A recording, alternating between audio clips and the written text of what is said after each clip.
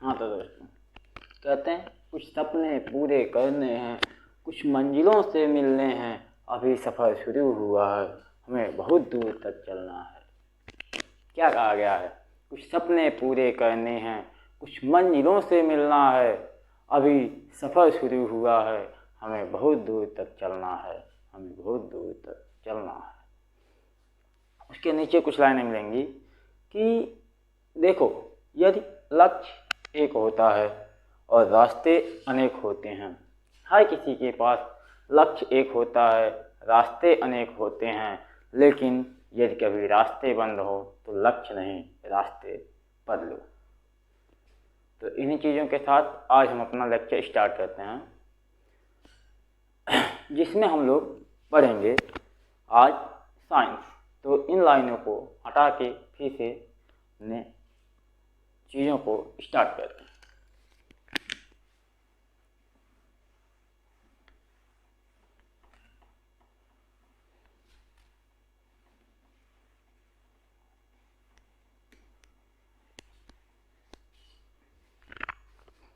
हाँ, तो हम लोगों को पढ़ना है साइंस, यानी एक विज्ञान क्या होता है, साइंस क्या होती है, इसी को हमको जानना है।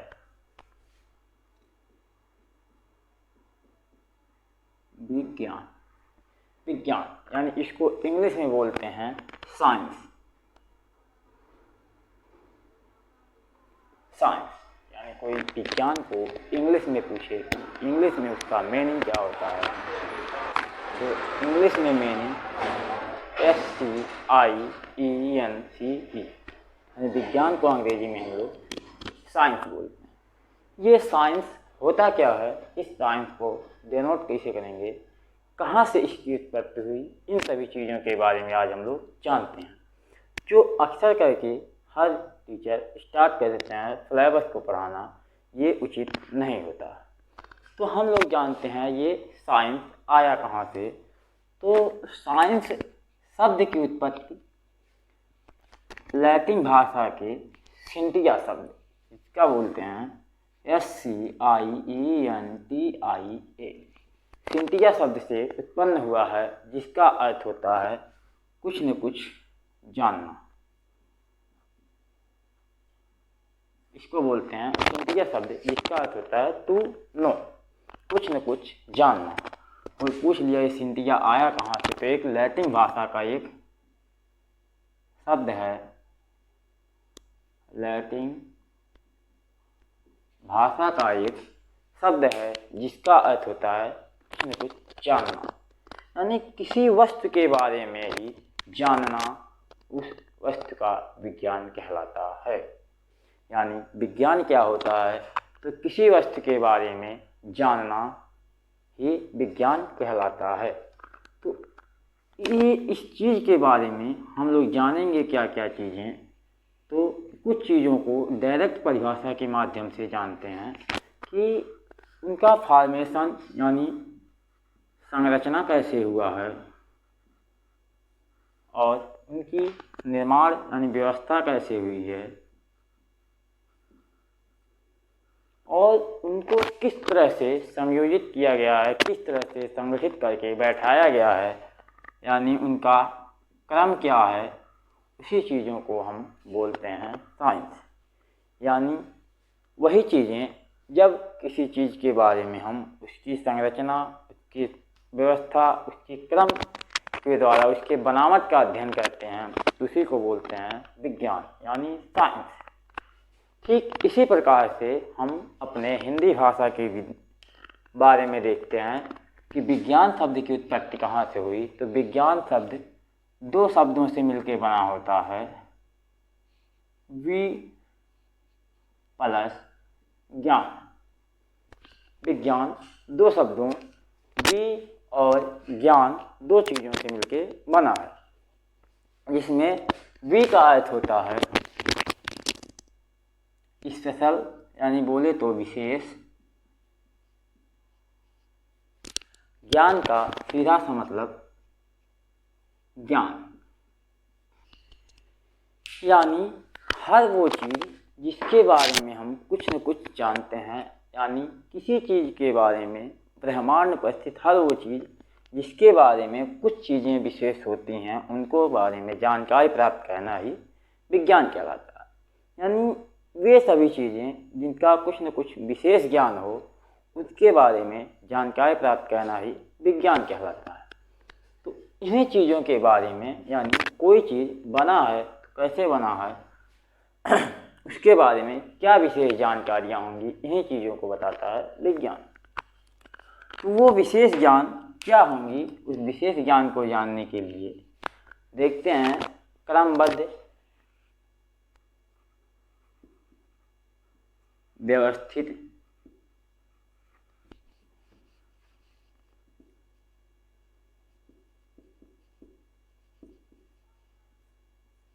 संगठित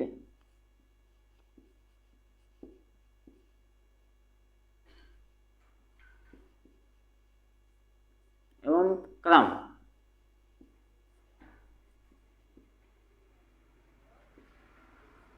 क्रमबद्धता ही उस वस्तु का विशेष गुण होता है। यानी किसी वस्तु का विशेष गुण क्या होता है, तो कोई वस्तु की व्यवस्था किस तरह से वह बैठी है, किस तरह से उसको सेट करके बनाया गया है, किस चीज़ से उसको मिला के बनाया गया है, और उनमें किन चीज़ों को किस प्रकार से किस क्रम के बाद जोड़ा गया है, उन्हीं चीज़ों को बोलते हैं क्रमबद्धता यानी साइंस। तो जब हम विज्ञान की परिभाषा देते हैं तो इन्हीं तीनों चीज़ों को जोड़कर आगे जोड़ते हैं सुव्यवस्थित, यानी सुंदर ढंग से सुव्यवस्थित, सुसंगठित और क्रमबद्ध ज्ञान। यानी कोई पूछता है हमसे विज्ञान की परिभाषा, तो हम अपने पुराने लॉजिक के अनुसार देते हैं कि किसी की वस्तु के बारे में सुव्यवस्थित, सुसंगठित एवं क्रमबद्ध ज्ञान को विज्ञान कहते हैं। तो इसको भी एक लाइन में लिखा जा सकता है कि विज्ञान होता क्या है। तो ये विज्ञान यानी कुछ इस प्रकार से, जो बहुत प्राचीन परिभाषा है, बोलते हैं सुव्यवस्थित,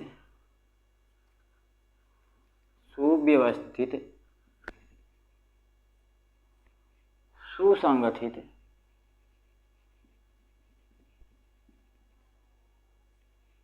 एवं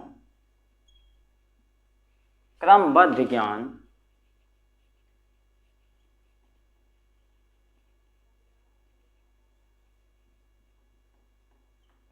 ज्ञान ही विज्ञान कहलाता है। किसी वस्तु के बारे में सुव्यवस्थित, सुसंगठित एवं क्रमबद्ध ज्ञान ही विज्ञान कहलाता है। इन सभी चीज़ों के बाद हम इस विज्ञान के बारे में जानते हैं। जैसे ये विज्ञान होता है, तो विज्ञान की कार्यक्षेत्र इतनी बड़ी होती है, जैसे किन किन चीज़ों के बारे में हम ये अध्ययन करेंगे, इसके बारे में जानते हैं। तो आप इसके पहले साइंस पढ़े होंगे, कक्षा 9th में, 8th में, 10th में, तो देखते होंगे कि साइंस में एक छोटे से छोटे कण के बारे में भी हमको अध्ययन करना पड़ता है, जिसको आगे चल के आपको फिर से बताया जाएगा। जो होते हैं इलेक्ट्रॉन, प्रोटॉन, तत्व, यौगिक, ये सब चीज़ें, उनमें छोटे से छोटे कण के बारे में अध्ययन करना पड़ता है। साथ ही आप देखेंगे कि साइंस है जिसमें आप इलेक्ट्रॉन के चलने से करंट और प्रकाश के फोटॉन के चलने से प्रकाश हमको प्राप्त होता है। साथ ही आप देखते हैं इसी साइंस के प्रयोग से हम सूर्य और चंद्रमा के बीच की दूरियां और सूर्य के बारे में, चंद्रमा के बारे में और विशाल पिंडों के बारे में भी अध्ययन करते हैं। तो ये साइंस जिसमें हम एक तरफ अपने विशाल बड़े बड़े पिंडों, ग्रहों, उपग्रहों, विशाल यंत्रों के बारे में अध्ययन करते हैं, उनकी क्रियाओं के बारे में अध्ययन करते हैं, तो दूसरी तरफ हम एक अति सूक्ष्म छोटे से छोटे कण के बारे में अध्ययन करते हैं। इस प्रकार हम साइंस को कई शाखाओं में विभाजित कर सकते हैं। जैसे आते हैं उसमें फिजिक्स यानी भौतिकी। भौतिकी होता क्या है, तो ये भौतिकी यानी पर्यावरणीय, प्राकृतिक संबंधित अध्ययन को ही हम भौतिकी बोलते हैं। यानी हम इस साइंस को 3 प्रकार से विभाजित कर सकते हैं, जो विभाजन कुछ इस प्रकार से मिलता है जो हमको पहला मिलेगा भौतिकी यानी फिजिक्स।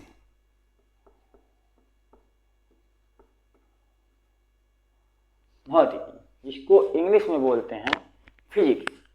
इसमें क्या हमको सीखने को मिलता है कि ये भौतिकी एक ऐसा सब्जेक्ट, एक ऐसी शाखा, ऐसा ब्रांच है जिसमें हम भौतिकी यानी प्रकृति में होने वाली घटनाओं, प्रकृति से संबंधित परिघटनाओं, सूचनाओं का अध्ययन करते हैं।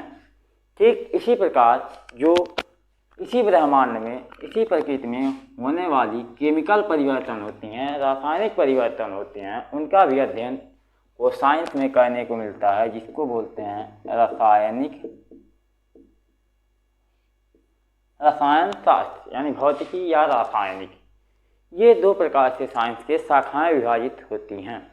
ठीक इसी प्रकार से एक अन्य शाखा आती है जिसमें हम उन सभी चीज़ों के बारे में अध्ययन करते हैं जो जीवित यानी प्राणी हैं, जिसको बोलते हैं बायोलॉजी यानी जीव विज्ञान। यानी जीवित चीज़ों के बारे में, जीवित जंतुओं, पेड़ पौधों के बारे में अध्ययन करते हैं। तो अगला शाखा हमको मिल जाता है जीव विज्ञान। इस प्रकार हम विज्ञान को 3 शाखाओं में विभाजित कर सकते हैं। आगे चल के हमको भौतिकी के बारे में विभिन्न तरीके से विस्तार से अध्ययन करने को मिलेगा। आपको 11th 12th में जाके फिजिक्स, केमिस्ट्री, मैथ यानी फिजिक्स, केमिस्ट्री, बायो यानी भौतिकी, रसायन और जीव विज्ञान की 3 अलग अलग सब्जेक्ट पढ़ने को मिलेंगे। इसमें भौतिकी में क्या होगा, यांत्रिकी, थर्मोडायनेमिक्स, ऑप्टिक्स यानी यांत्रिकी, ऊष्मागतिकी, विद्युत और प्रकाशिकी, ये सभी चीज़ें प्रकाश के बारे में अच्छे से अध्ययन करने को मिलेंगी।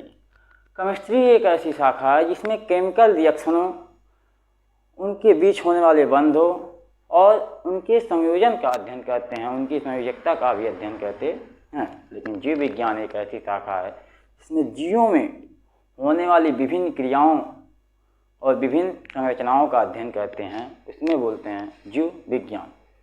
तो इन सभी चीज़ों को कुछ अगले क्लासों में आप इनके बारे में विस्तार से अध्ययन कर सकते हैं।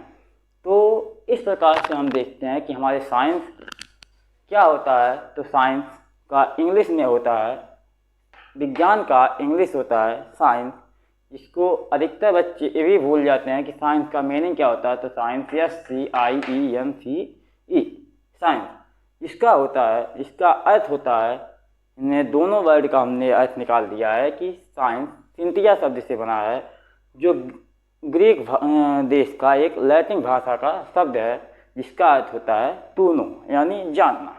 जानना तो किसी पदार्थ, किसी वस्तु के संरचना, व्यवस्था और क्रम के बारे में हमको जानकारी प्राप्त होती है, उसी को बोलते हैं साइंस।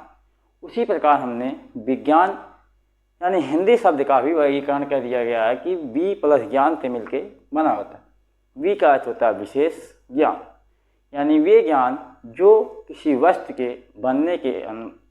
बनने में प्रयुक्त हुआ है। जैसे किस प्रकार से, जैसे बात करें आपको कि आपका ये स्मार्टफोन यानी मोबाइल, इस मोबाइल में आप देखेंगे तो आपको कई पार्ट मिलेंगे। जैसे इसका हो गया बैटरी।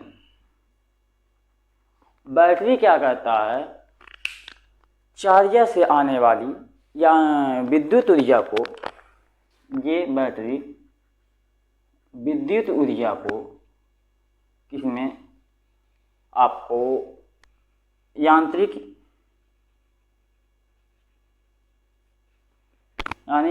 ऊर्जा में संयोग के रखता है इस प्रकार। और आपका डिस्प्ले जो इसी यांत्रिक ऊर्जा को प्रकाश ऊर्जा में कन्वर्ट करके हमको अलग अलग प्रकार के रंगों को प्रदर्शित करता है। फिर इसी मोबाइल के अंदर आप देखेंगे कि उस बैटरी के अंदर कई प्रकार के कार्बन और उसके अन्य तत्व को मिला के एक ऐसा पदार्थ तैयार किया जाता है जिससे उसके अंदर विद्युत को यांत्रिक में बदलने का गुण आ जाता है। तो इन सभी चीज़ों के बारे में हम अध्ययन करेंगे केमिस्ट्री में, और यांत्रिकी जैसे विषयों के बारे में अध्ययन करेंगे फिजिक्स में। और ये सुव्यवस्थित यानी बैटरी और डिस्प्ले बटन, ये अन्य फीचर जैसे मोबाइल में किस प्रकार से व्यवस्थित किए गए हैं उसको बोलते हैं व्यवस्था। संगठन उनको किस प्रकार से बांध के रखा गया है कि एक अच्छे प्रकार से लंबे समय तक हमारी स्मार्टफोन चल सकती है। क्रमबद्धता जैसे यदि बोलें कि हम आपके टच के अंदर ग्लास लगाएं तो वो सही नहीं रहेगा। कहने का मतलब एक क्रम के अनुसार जब सजा के रखा जाता है उनके विभिन्न पार्ट्स को, तो उनकी लाइफ टाइम ज़्यादा बढ़ जाती है। इस प्रकार हम समझ जाते हैं कि सुव्यवस्थित, सुसंगठित एवं क्रमबद्ध का मतलब क्या होता है। तो अब इसके अगले लेक्चर में हम लोग जानेंगे कि हम किस क्लास का साइंस पढ़ना स्टार्ट करते हैं। इतना तो हर क्लास में आपको जानना ज़रूरी है। 10th, 11th, 12th तीनों सेक्शन में आपको इतना जानना बहुत ही ज़रूरी है। तो आप कमेंट करके नीचे बताइएगा, डिस्क्रिप्शन में यानी कमेंट बॉक्स में बताइएगा कि आपको किस क्लास का साइंस स्टार्ट करना चाहिए, जिससे आपको आगे सहूलियत मिले। और यदि आप चाहते हैं कि आपको पूरे साल टॉपर्स की तरह गाइड किया जाए तो आप चैनल को लाइक करें, सब्सक्राइब करें और कमेंट में एक प्यारा सा कमेंट लिख के बताएं कि आपको किस क्लास का साइंस स्टार्ट किया जाए, जिससे आपके रिजल्ट अच्छे से अच्छा आ सकें। तो मिलते हैं अगले वीडियो में। Thank you.